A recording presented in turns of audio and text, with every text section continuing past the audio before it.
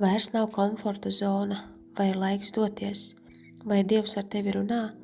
Man ir sajūta, ka Dievs kādam saka atkal un atkal un atkal, ka ir laiks doties, jo tur, kur tu esi, vairs nav labvēlība.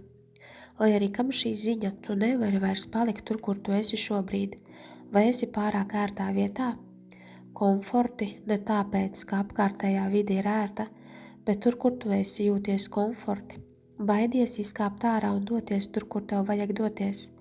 Ne tāpēc, ka lietas ir labi, ne tāpēc, ka tu obligāti vēlies tur palikt, bet tu baidies spērt soli ticībā, ko Dievs tev liek spērt.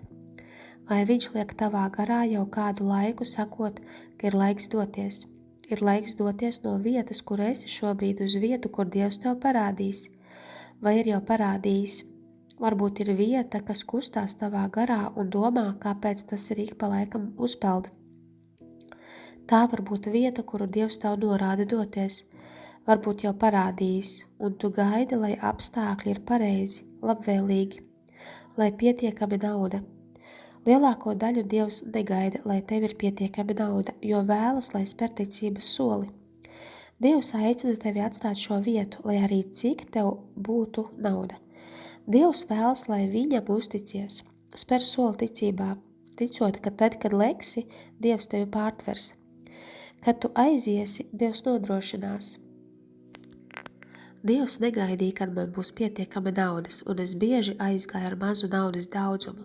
Dievs vēlējās, lai es rezervēju pat pirms vēl ir nauda.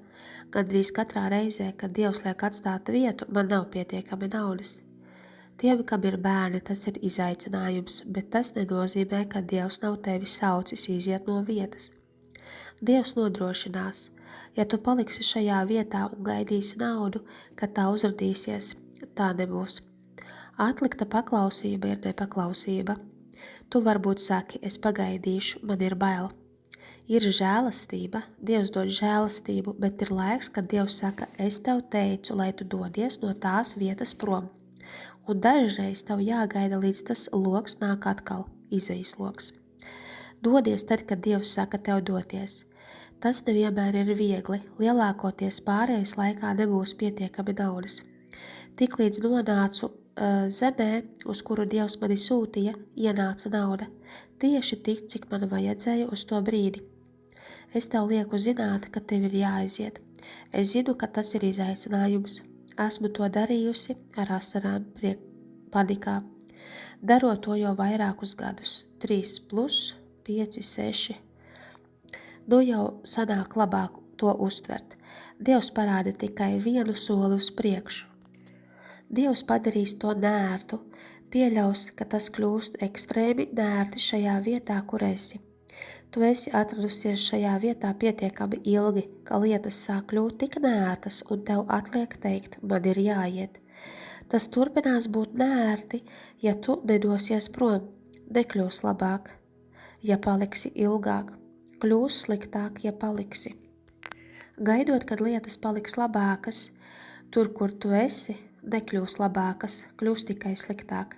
Dievs pieļaus, ka notiek nepatīkamas, nērtas, traucējošas lietas. Apkārt un pret tevi, lai tu izdari kustību. Kad Dievs saka, ka ir laiks doties, neatliec uz vēlāku. Ērgļu māte iedrošina mazuli atstāt ligzdu, radot to nērtu. Noņem maigo materiālu, samazina ēdienu, maigi iedrošina lidot, krata ligzdu. Plīvina spārnus, dažreiz izgrūž to lidot, dara to nērtu.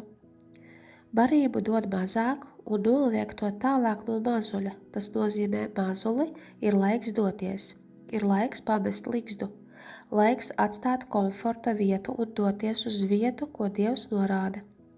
Svētība ir otrā pusē. Tad, kad tu izies no šīs vietas, Dievs sagaida, ka tu izdarīsi.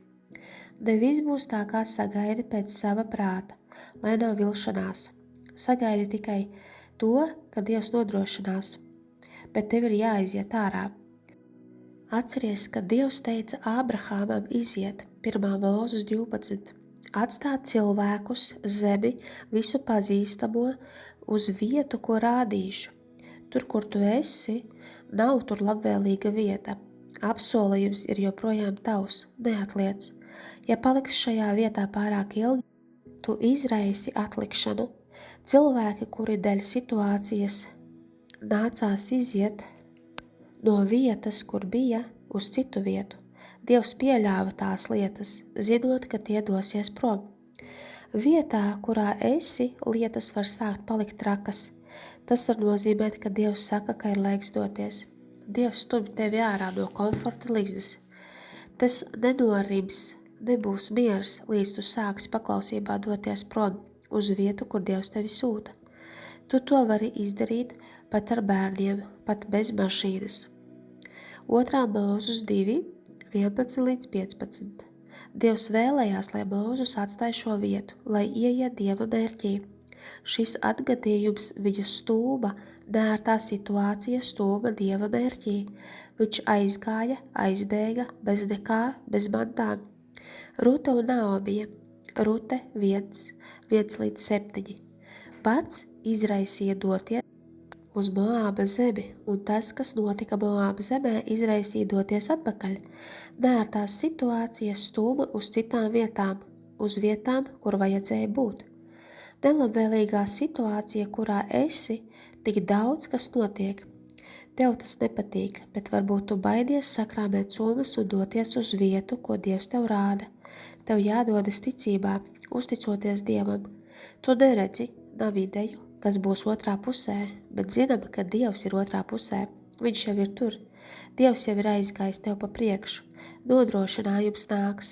Būs nērti, nepatīkami. Saņem drosmi, sakrāmē savas lietas un dodies uz vietu, kur Dievs tevi sūta.